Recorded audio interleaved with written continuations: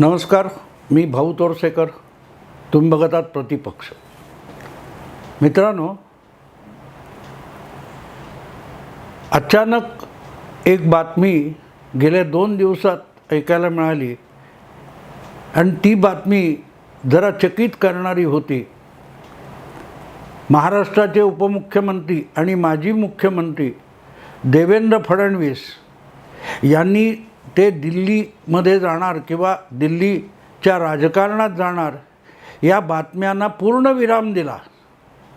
मला एक गंमत वाटली की देवेंद्र फडणवीसांनी पूर्ण विराम दिला, तर मग मधले अल्पविराम स्वल्पविराम हे कोणी दिले होते, कुठून आले होते?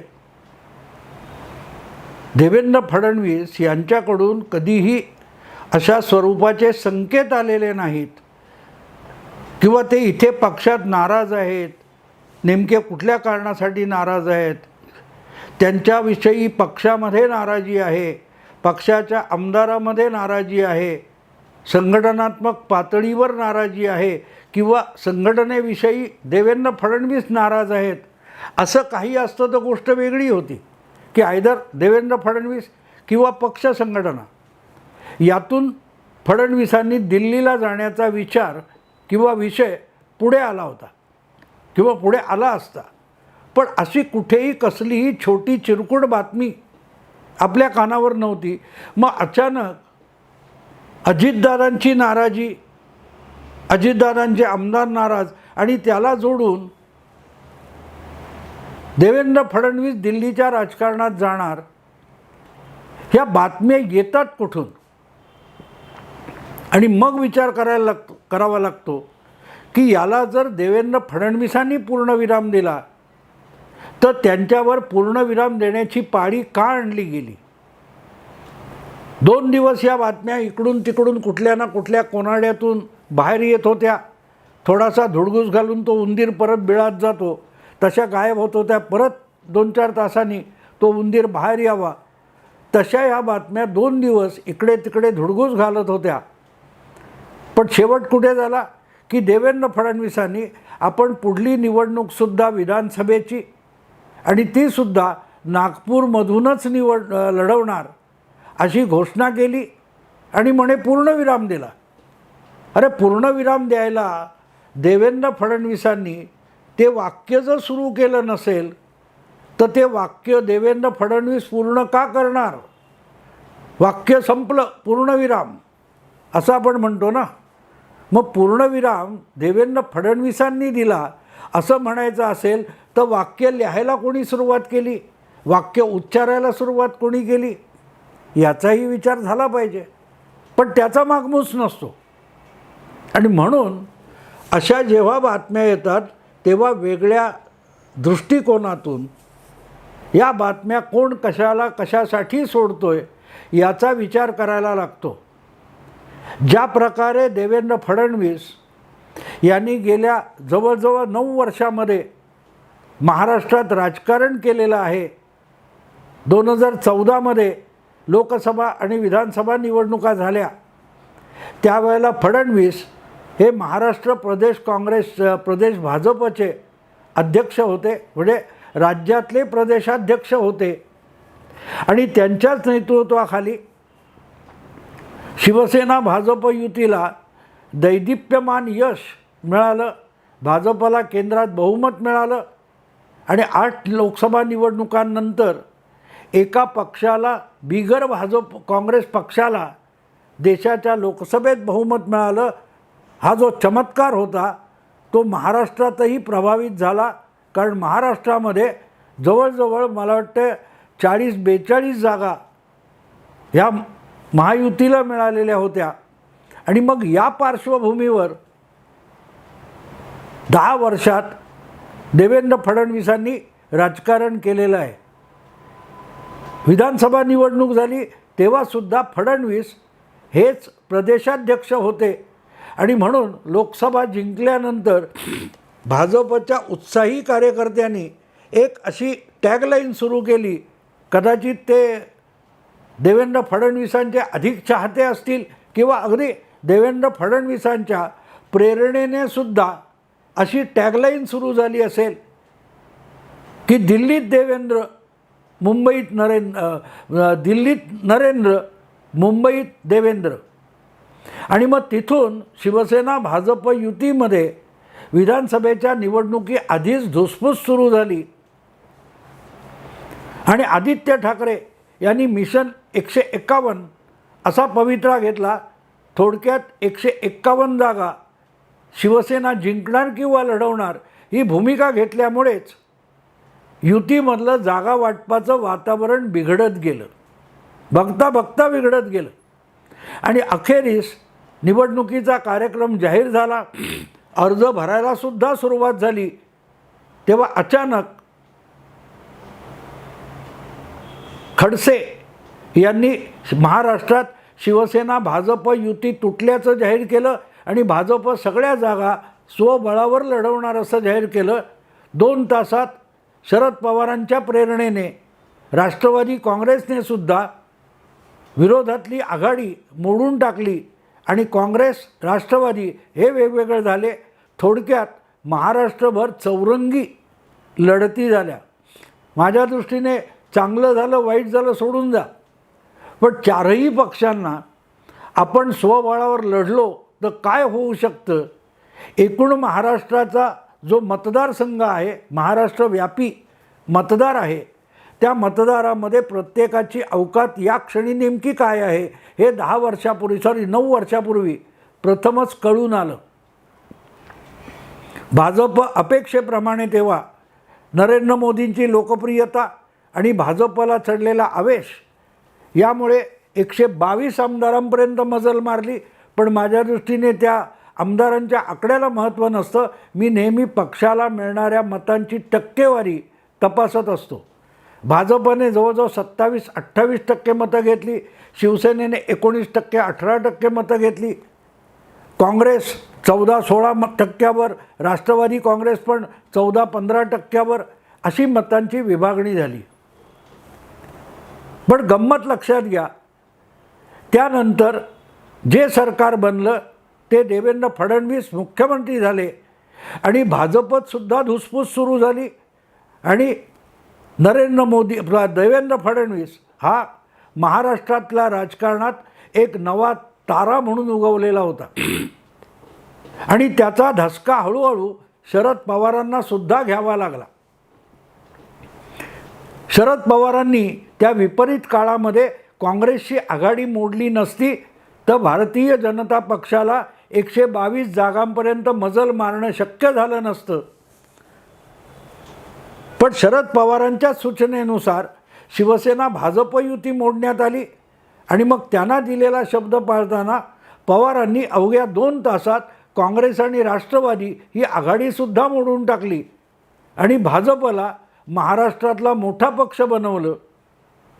सत्तेत येण्याचा भाजपचा मार्ग खुला केला.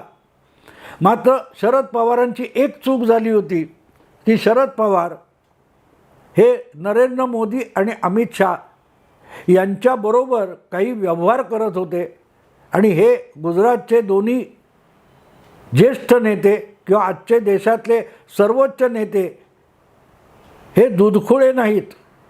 त्यामुळे शरद पवारांची आवश्यक तेवढी मतं घ्यायची किंवा मदत घ्यायची, पण शरद पवारांच्या तालावर नाचायचं नाही हे त्यांना पक्क ठाऊक असल्यामुळेच विधानसभेचे निकाल आल्यानंतर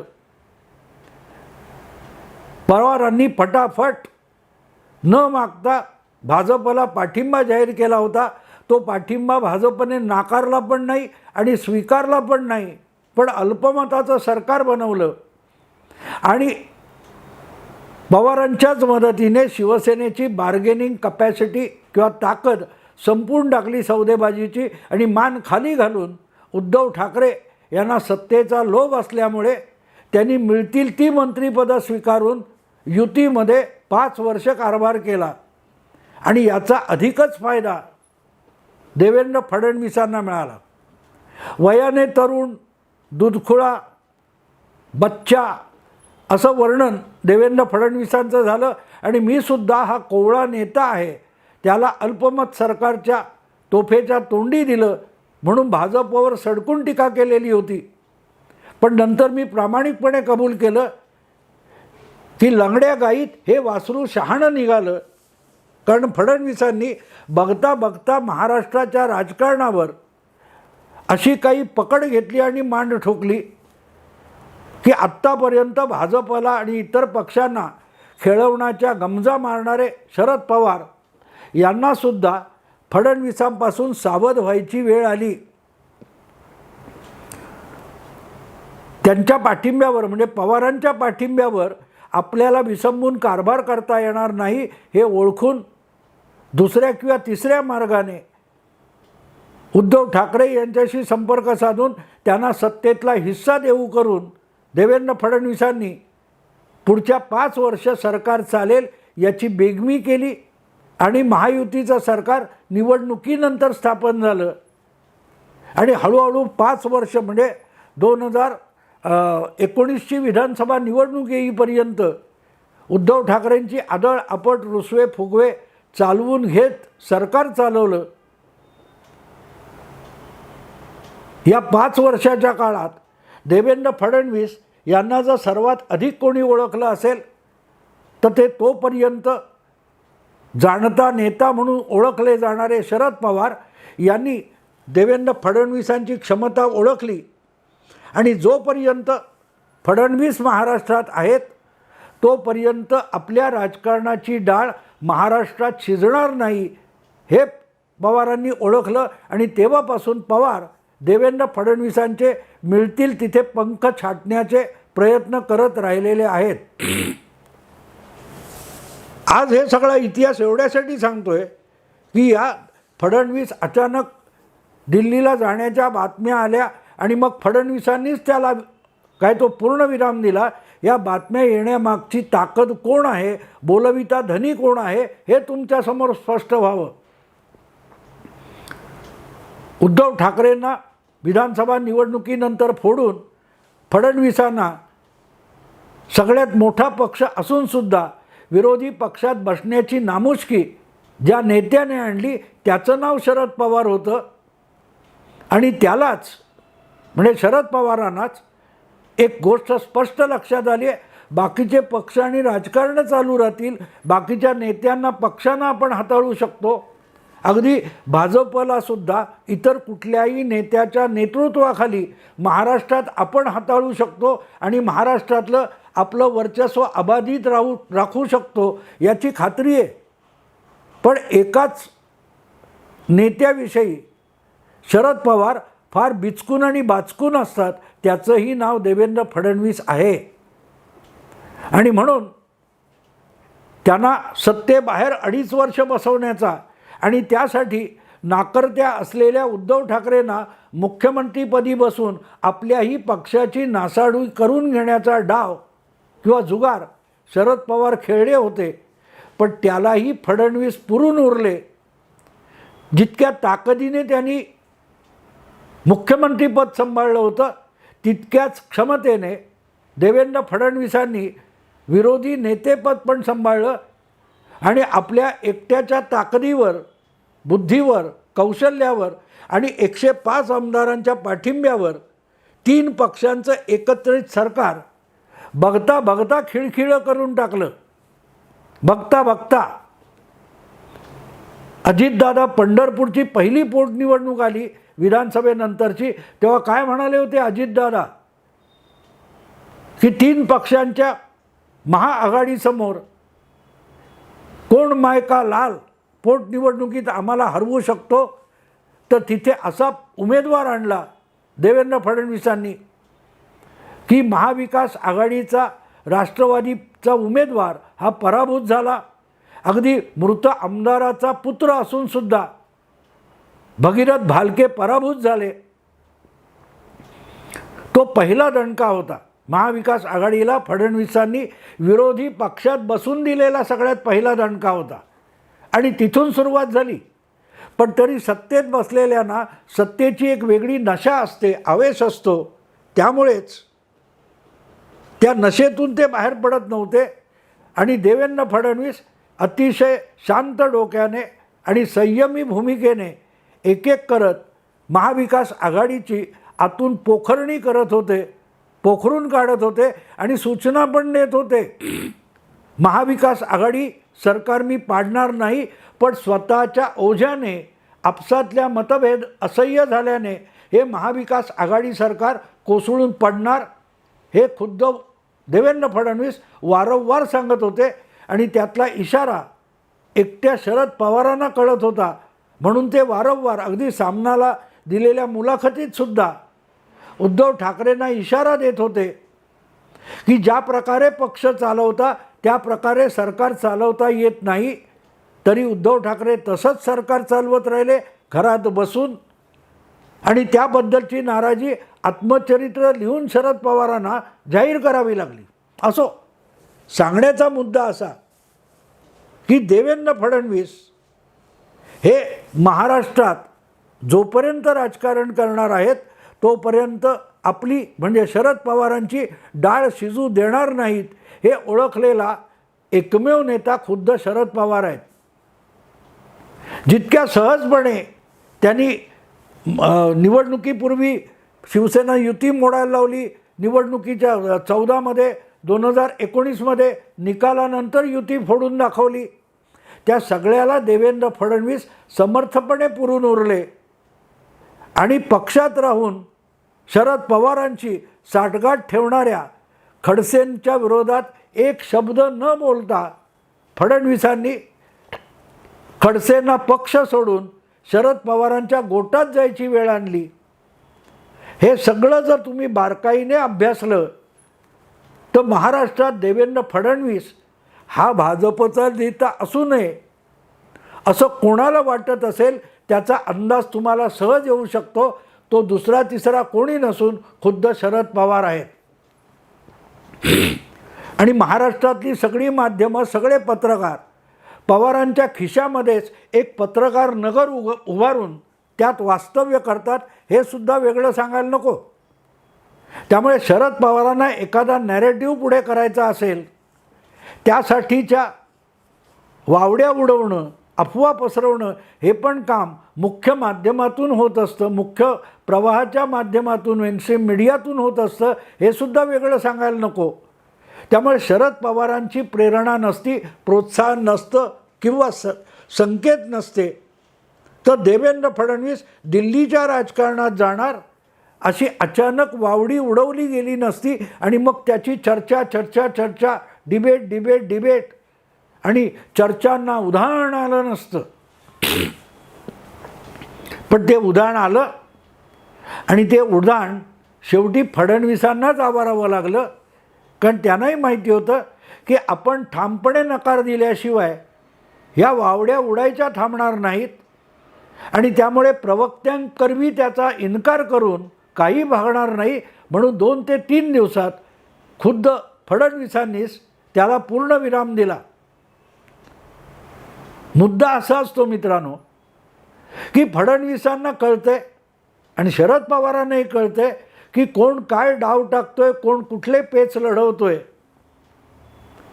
पण वयाने बाप असलेले शरद पवार, वयाने मूळ पोर सौदा असलेल्या देवेंद्र फडणवीसांसमोर प्रत्येक डाव पराभूत होताना बघतो आपण, तेव्हा वाईटसुद्धा वाटतं.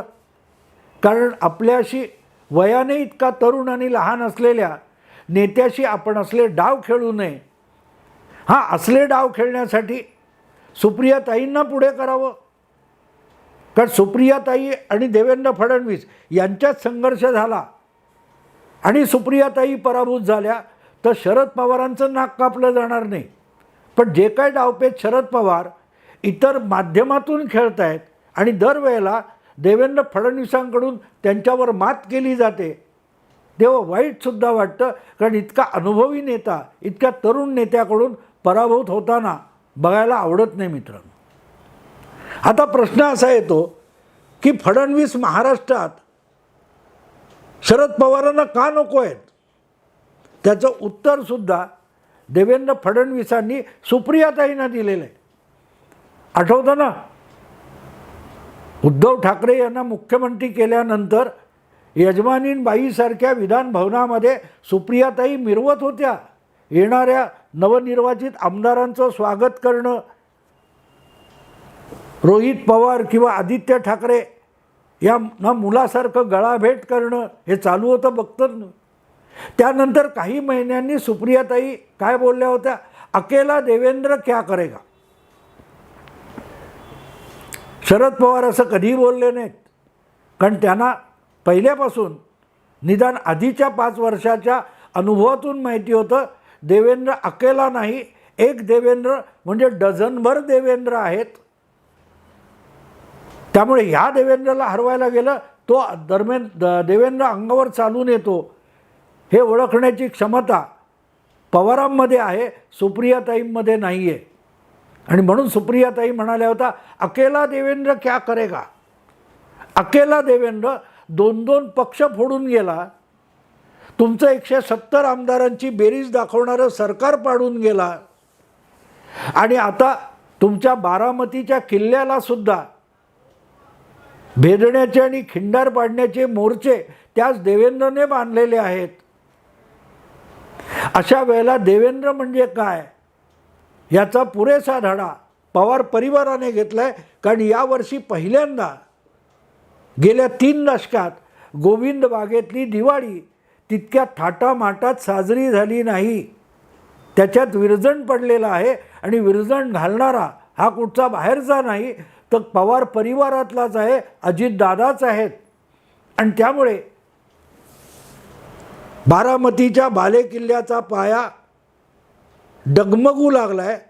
आणि त्यामुळे निवडणुका लोकसभेच्या किंवा विधानसभेच्या होईपर्यंत देवेंद्र महाराष्ट्रात राहू नये ही शरद पवारांची किंवा त्यांच्या गोटाची इच्छा असेल तर बिलकुल नवल नाही. कारण देवेंद्र फडणवीस हे कोणाचंही कर्ज ठेवत नाहीत, आणि कर्ज फेडताना व्याजासकट कर्ज फेडतात. हा सुद्धा इतिहास आहे. ज्या प्रकारे त्यांनी उद्धव ठाकरे आणि महाविकास आघाडीचं सरकार पाडलं तेव्हा नुसतं सरकार पाडलं नाही, नंतर वर्षभराने अजितदादांना फोडून आणि राष्ट्रवादी पक्षसुद्धा पुरता दुबळा करून शरद पवारांचं जे कर्ज होतं आपल्या डोकावर ते व्याजासकट फेडलेलं आहे.